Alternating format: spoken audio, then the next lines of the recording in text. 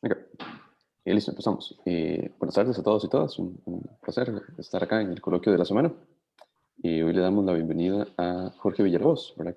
Que se encuentra en Louisiana State University y hoy nos va a hablar sobre fundamentos matemáticos de la mecánica cuántica. Así que muchísimas gracias, Jorge, por tu anuencia a participar en el coloquio y la palabra es tuya. Ujú.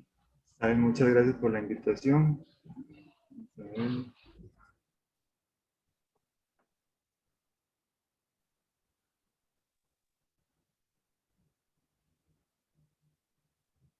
Entonces, lo que yo voy a discutir son los fundamentos matemáticos de la mecánica cuántica, pero para entrar en contexto también voy a mencionar experimentos que motivaron el surgimiento de la mecánica cuántica.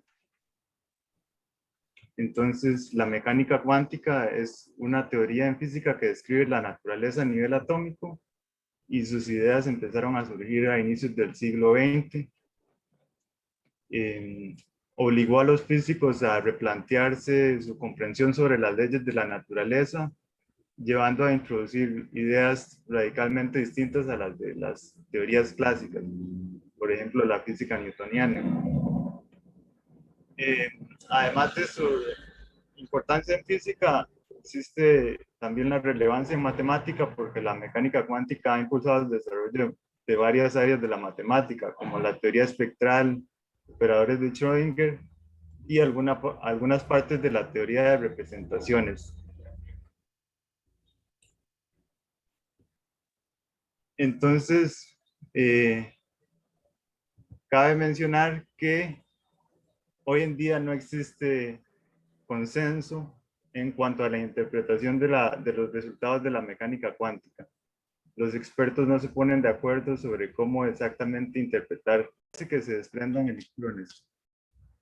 Entonces los electrones presentan cierta energía cinética cuando son desprendidos, pero la curiosidad es que esta energía cinética depende de la frecuencia de la luz, pero no de la intensidad. La frecuencia es la cantidad de oscilaciones por segundo de las ondas y la amplitud eh, está relacionada con la amplitud de la onda, más bien con esta otra distancia perpendicular de la onda.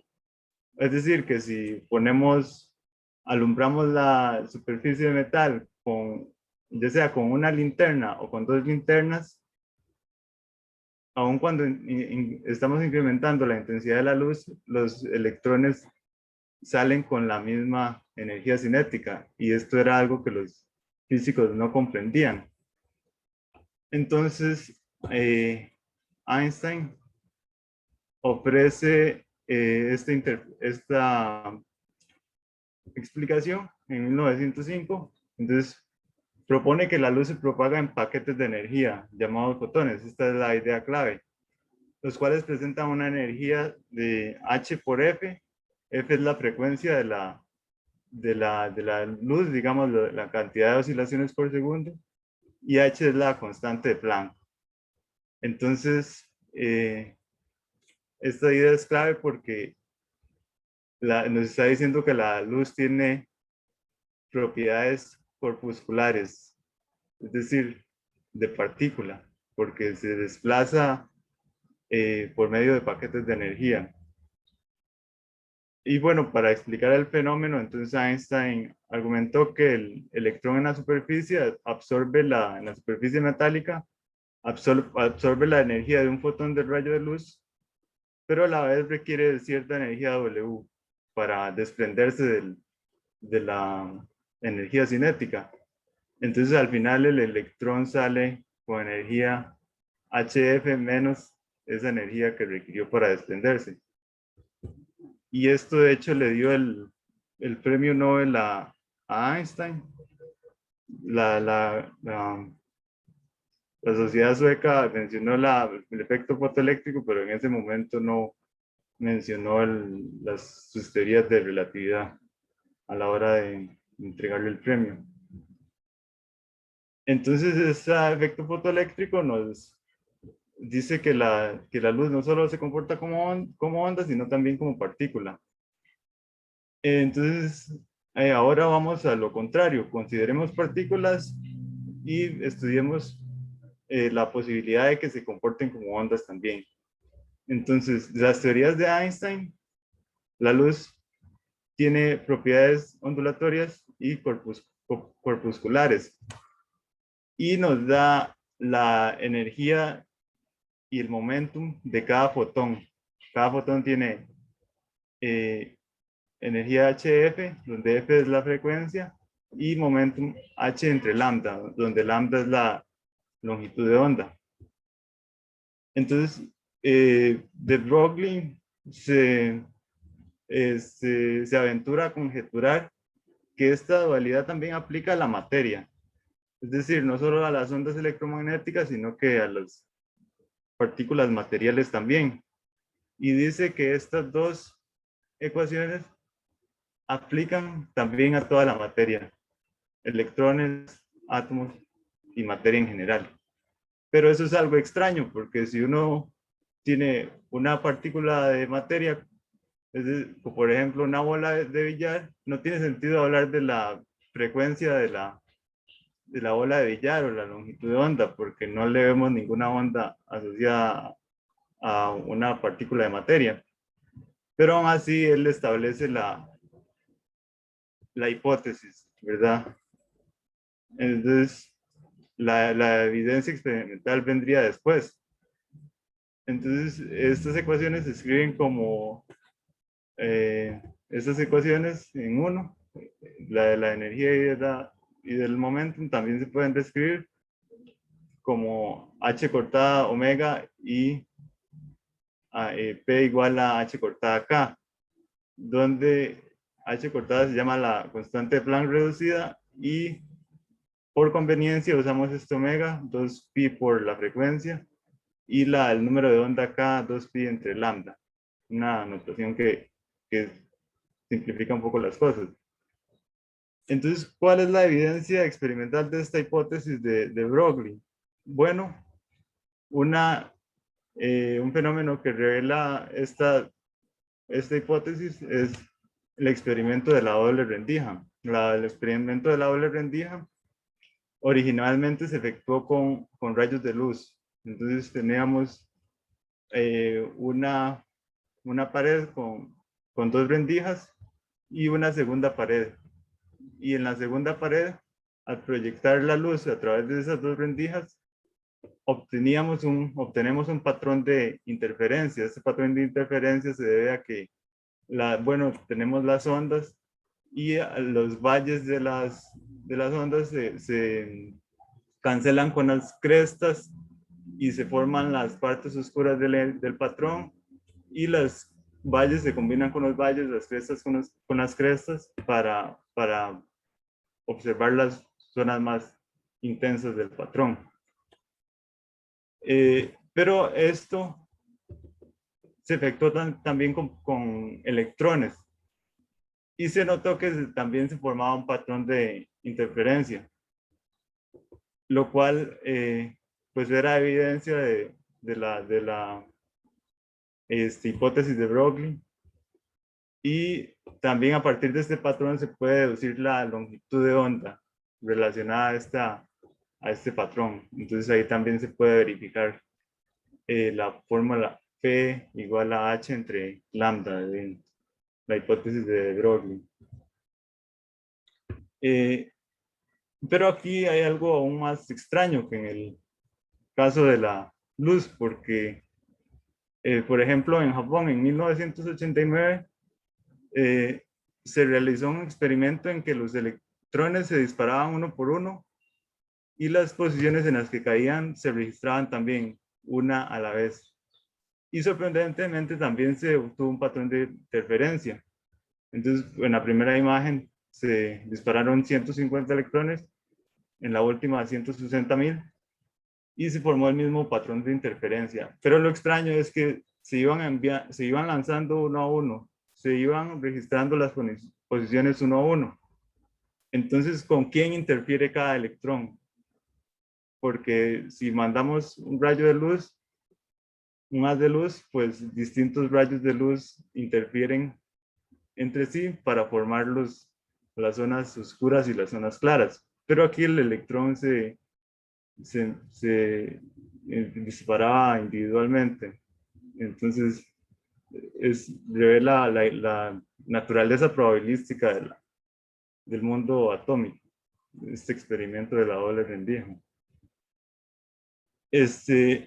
Entonces, bueno, ya estamos viendo que sí hay evidencia de que las partículas materiales tienen propiedades ondulatorias también. Bueno, entonces, ¿por qué no empezamos por asociarles funciones de onda? Una de las ondas más sencillas, entre las ondas más sencillas están los senos y los cosenos. Supongamos que tenemos una gráfica sinusoidal con amplitud A, longitud de onda lambda, y se desplaza horizontalmente a F oscilaciones por segundo. Entonces es elemental encontrar esta fórmula, amplitud A, y aquí como la longitud de onda la onda es lambda, multiplicamos X por 2pi entre lambda, y la velocidad con la que se desplaza está relacionada a esta frecuencia, entonces obtenemos esta función, que con nuestra notación de K y omega se puede escribir así. Y la fase nos indica la posición inicial de la gráfica. ¿Dónde estaba la gráfica en t igual a 0? Bueno, aquí para recordar, aquí está la longitud de onda, la distancia entre dos valles o dos crestas. Y pues, esta gráfica se va desplazando horizontalmente. Entonces, esta es la función matemática que describe ese desplazamiento. Sin embargo, algebraicamente es un poco más sencillo trabajar con exponenciales en vez de senos y cosenos. Entonces, sin ningún perjuicio, vamos a sustituir esta coseno por esta exponencial de aquí. Y esta fase incluso es absorbida aquí en el factor A, que ahora puede ser un número complejo. Entonces, incluso podemos generalizar al caso cuando la partícula se desplaza en más de una dimensión. Entonces, si nos desplazamos en 3 dimensiones, por ejemplo, usamos un número de onda K, que ahora se llamaría vector de onda, que va en la dirección de desplazamiento de la onda. Entonces obtenemos esta función que se llama una onda plana, porque en cada momento la función es constante en planos perpendiculares a K. Por eso se llama onda plana. Ok, una vez que ya tenemos esta onda, recordemos las relaciones de de Broglie. La materia en general satisface las siguientes relaciones. La energía es h cortada omega y el momento es h cortada k.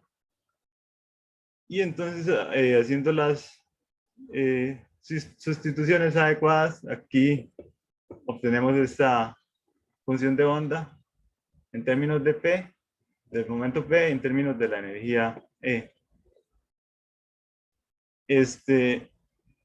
Por ejemplo, también podemos relacionar la energía con el momentum. En el caso no relativista, tenemos que la energía cinética es P cuadrado entre 2m, donde m es la masa de la partícula. Entonces podríamos escribir la onda en esta forma.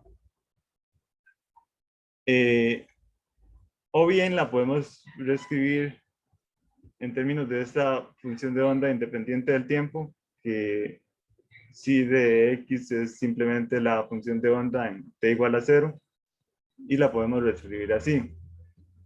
Muy bien, ya obtuvimos una onda relacionada y la relacionamos con las relaciones de Broglie. Pero ¿habrá alguna interpretación física de esta función de onda? Porque estamos trabajando un poco a nivel teórico sin ver la relación física o la interpretación física de esta función de onda. Entonces, esa interpretación vino con Max Born. Entonces, supongamos que tenemos una función de onda, sí, de una partícula, y supongamos que satisface la condición de normalización. La norma L2 de esta función es 1, para cierto tiempo t. Entonces la interpretación dice que la probabilidad de encontrar la partícula en una región S, en ese instante, corresponde a tomar esta integral sobre el subconjunto S de Rn. Estamos suponiendo que la partícula se puede mover en 1, 2 o 3 dimensiones. Entonces n puede ser 1, 2 o 3. Y entonces, ¿cómo trabajamos con ondas planas? Porque ya vimos que para aplicar esta interpretación, la norma tiene que ser 1.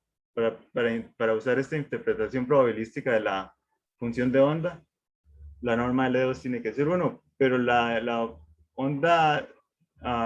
onda que obtuvimos, la onda plana, pues no tiene norma L2 porque cuando aplicamos la norma compleja, obtenemos la norma compleja de A al cuadrado y eso no nos va a dar la condición de normalización.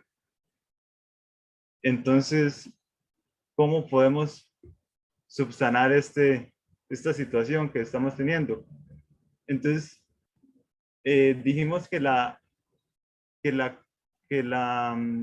el momento de esa momentum lineal de esa partícula está bien definido y es P.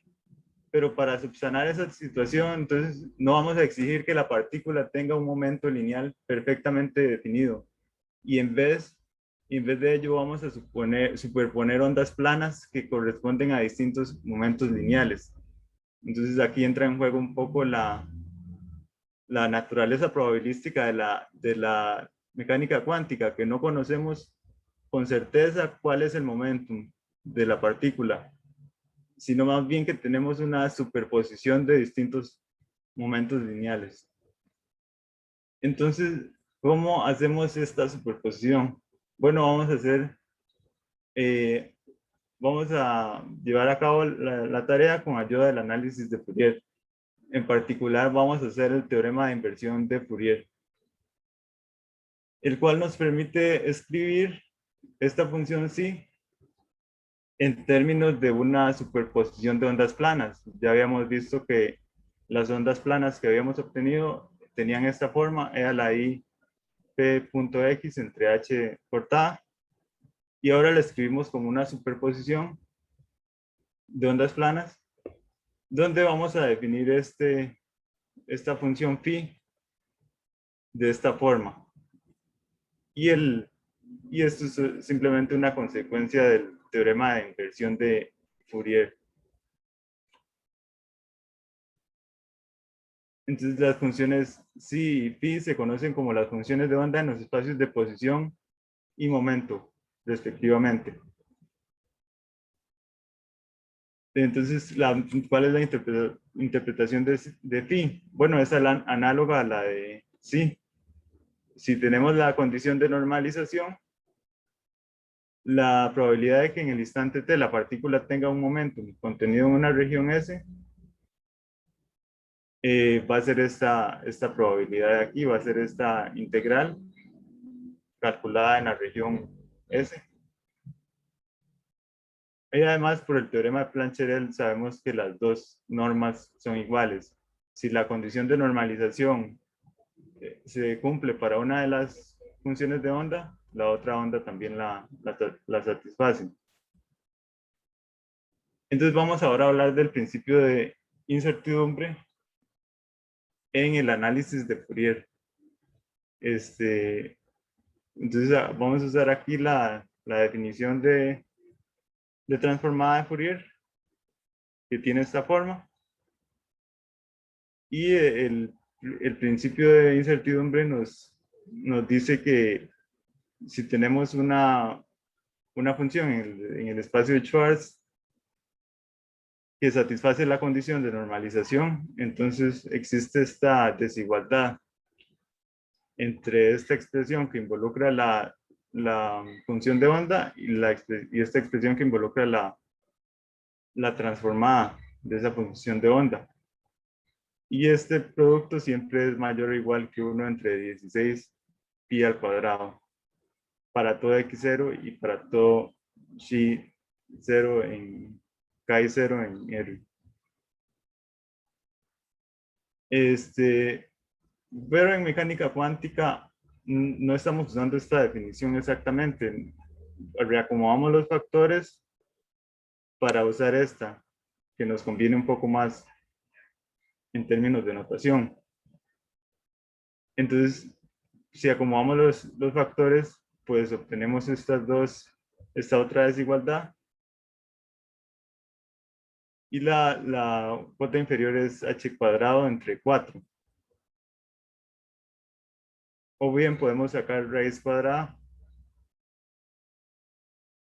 Además, por otra parte, digamos, esa condición de normalización nos dice que esta función psi cuadrado se puede interpretar como una densidad de probabilidad. Entonces podemos hablar de valores esperados. Por ejemplo, consideremos la posición X y el valor esperado de esa posición va a ser esta integral. Esta es la densidad, psi al cuadrado va a ser la densidad y la multiplicamos por la posición X.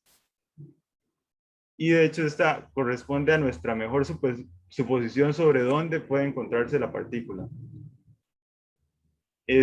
Por otra parte, este valor esperado de X es la escogencia de X sub 0 que hace que esta integral sea mínima. De hecho, eso es fácil de comprobar, nada más derivando con respecto a X sub 0. Derivamos la integral con respecto a este X sub 0, obtenemos esta cantidad que igualándola a 0 nos dice que X0 debe ser este valor esperado y así minimizamos esa integral. Entonces vamos a escoger X0 como valor esperado de X y hacemos lo mismo con P, con el momentum P sub 0.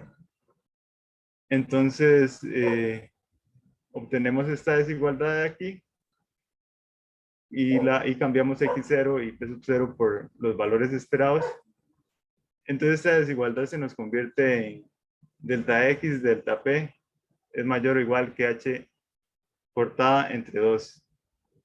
Donde el delta X es esta cantidad de aquí y el delta P se define de forma similar y son las desviaciones estándar de X y P. En probabilidad se conocen como las desviaciones estándar, pero en física se les conoce como incertidumbres. Entonces esta desigualdad delta X delta P mayor o igual que H cortada entre 2 se conoce como principio de incertidumbre de Heisenberg. Ahora pasemos a estudiar un poco la ecuación de Schrödinger. Entonces podemos basarnos en nuestra onda juguete, la onda plana, y observamos que al aplicar IH cortada, operador derivada parcial con respecto a t, obtenemos la energía multiplicada por la función de onda. Y si aplicamos el operador menos i, h cortada, nabla de sí, obtenemos el momentum multiplicado por la función de onda psi. Entonces, en este caso este operador representa la energía, este segundo operador representa el momentum. Y vamos a postular que esto siempre es así, no solo en el caso de la onda plana. Después se tiene que en mecánica clásica la energía total corresponde a la suma de las energías cinética y potencial. Entonces obtenemos esta expresión para la energía y acabamos de ver que vamos a representar la energía por medio de este operador y el momentum por medio de este otro operador, por lo que obtenemos a partir de esta expresión para la energía en mecánica clásica, obtenemos esta expresión en mecánica cuántica no relativista, porque esta expresión de la energía cinética es una expresión no relativista. y aplicamos la función de onda a ambos lados y obtenemos la ecuación de Schrödinger dependiente del tiempo. Por otra parte, este operador de energía cinética más operador de energía potencial, se llama hamiltoniano de la partícula. Se representa por medio de H. Entonces podemos escribir la ecuación de Schrödinger en esta forma. Entonces, pues enfaticemos que no hemos derivado esta ecuación matemáticamente, sino que la hemos hecho parecer plausible. La ecuación de Schrödinger, como las leyes de Newton, no se puede demostrar formalmente, solo verificar experimentalmente.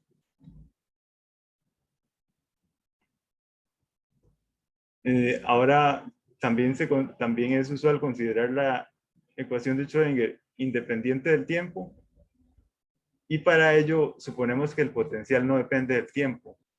Si el potencial no depende del tiempo, el hamiltoniano tampoco. Y entonces vamos a intentar usar el método de separación de variables. Vamos a intentar encontrarle soluciones a esta ecuación de Schrödinger de la forma Cx por f de t. Y si introducimos esta expresión en la ecuación de Schrödinger, pues notamos que en el lado izquierdo, cuando introducimos esa expresión, la derivada parcial con respecto al tiempo solo afecta a la f. Entonces aquí obtenemos esta igualdad de aquí, solo afecta a la f. Y después, cuando aplicamos la expresión en el lado derecho, podemos conmutar esta f de t con respecto al hamiltoniano, porque el hamiltoniano no depende del tiempo. Y al final, reacomodando estos términos, llegamos a una igualdad entre una cantidad que depende del tiempo, que solamente depende del tiempo, y eso es igual a una cantidad que solamente depende de la posición. Entonces ambas tienen que ser igual a una constante. Y de hecho, si uno verifica las unidades, es una constante de energía, es una constante con unidades de energía, y de hecho termina siendo exactamente la energía E. Entonces, obtenemos esta expresión. De aquí salen dos ecuaciones. La primera ecuación es esta de aquí, en términos de f de t, e inmediatamente vemos que la solución es una solución exponencial. Y la segunda es una solución de autovalores que se llama ecuación de Schrödinger independiente del tiempo. Entonces lo que hicimos fue encontrar soluciones de la forma una exponencial.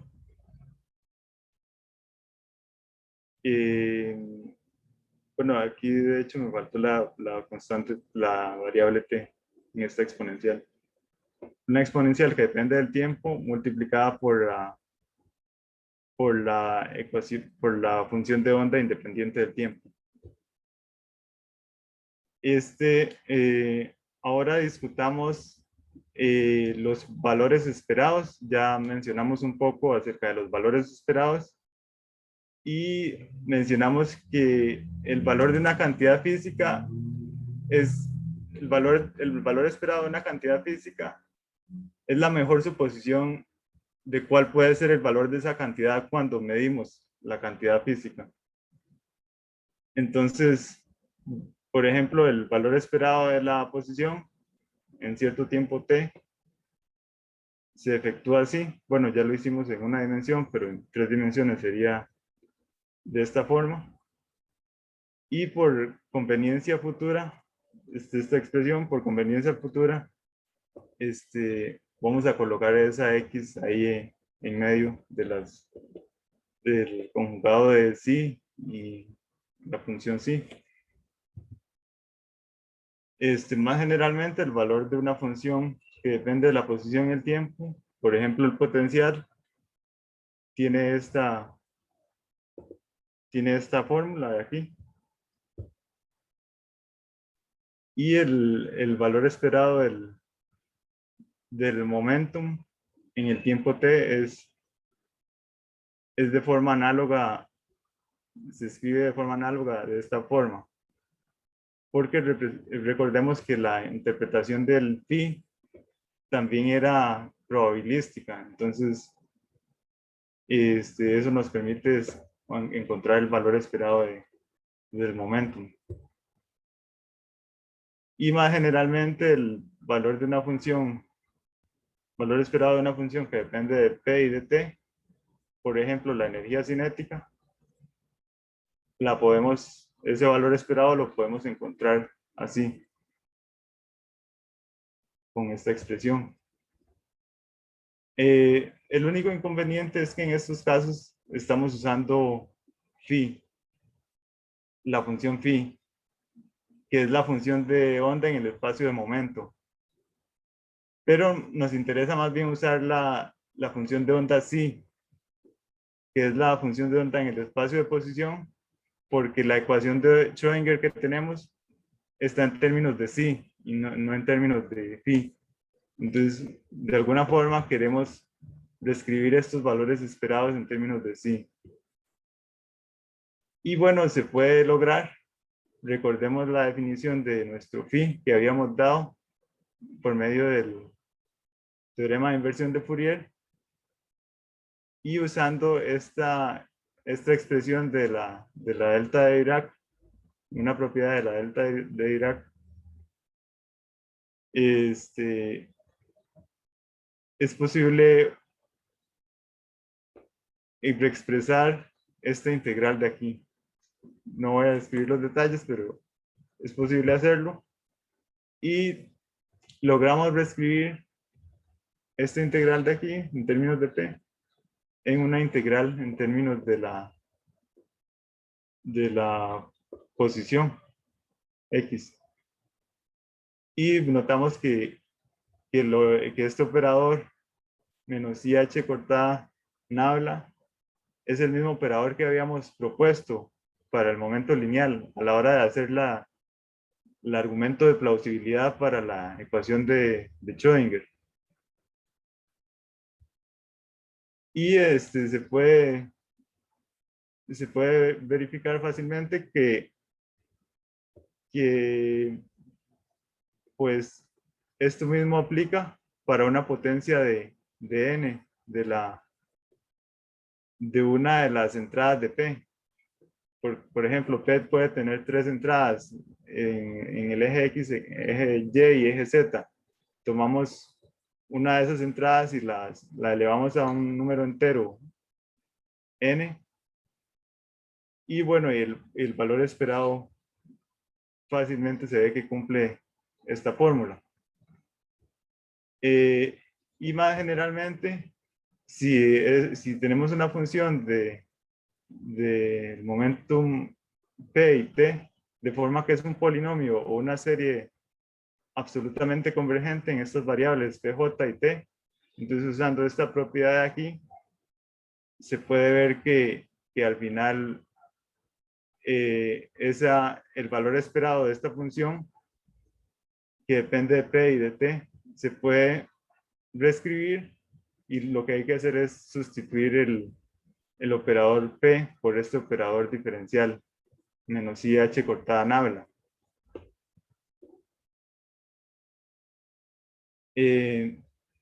Entonces, obtuvimos los valores esperados de funciones que dependen ya sea de x o ya sea de p, pero generalizando estos resultados, vamos a postular que si tenemos un operador que representa cierta cantidad física, el valor de ese operador, el valor esperado de ese operador, se calcularía de forma similar.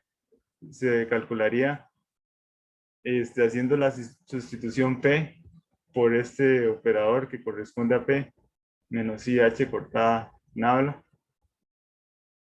Y por otra parte, el valor esperado de A es una cantidad que medimos en el laboratorio. Entonces debe ser un número real. Entonces, si aplicamos el conjugado a ambos lados de la expresión, pues aquí vamos a ver que la integral, que esta integral de aquí, se puede reescribir de esta manera. Y esto nos dice que el operador es hermítico, que es un término que usan los físicos para referirse a que el operador puede hacer este intercambio. Un operador simétrico, y generalmente lo ves lo mismo que autoadjunto en el caso de operadores acotados. En el caso de operadores no acotados, autoadjunto y hermíticos no son exactamente lo mismo. Pues después tenemos que es hermítico con respecto a este producto interno. Tenemos este producto interno de aquí, de dos funciones de onda psi1 y psi2, que es el producto interno usual de L2, pero aquí vamos a seguir la tradición en física de que ese producto es lineal, digamos, solamente es lineal en la segunda entrada. Esa es la notación que vamos a usar. Y bueno, entonces, vamos a resumir un poco los resultados que hemos obtenido. Los vamos a resumir y los vamos a escribir en forma de axiomas.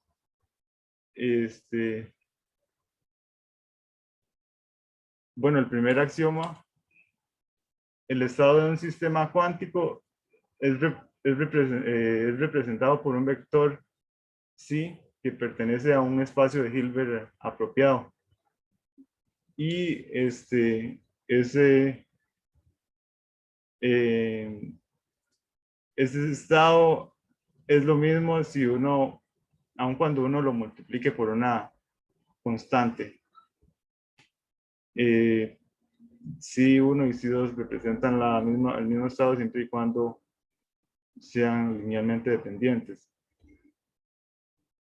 En nuestro caso vimos que la partícula es descrita por un vector en L2 de norma 1. En el caso en el que vimos que haciendo uso de la interpretación probabilística de Born, a partir de que la norma era 1, podíamos encontrar las probabilidades de que una partícula se ubique en cierta región o no. Otro axioma es: a toda cantidad física le asociamos un operador autoadjunto llamado observable y que está definido densamente en el espacio de Hilbert. Entonces, por ejemplo, a la energía le asociamos el operador, este operador, y H cortada operador diferencial. Al momentum le asociamos este operador menos IH cortada nabla, que están definidos, digamos, en el espacio de Schwartz, por ejemplo, que es denso en L2. Y también la posición a la que le asociamos el operador de multiplicación X. Otro axioma es que si un sistema está descrito por un vector unitario, si el valor esperado del observable A tiene esta forma, que fue lo que discutimos en unas diapositivas anteriores.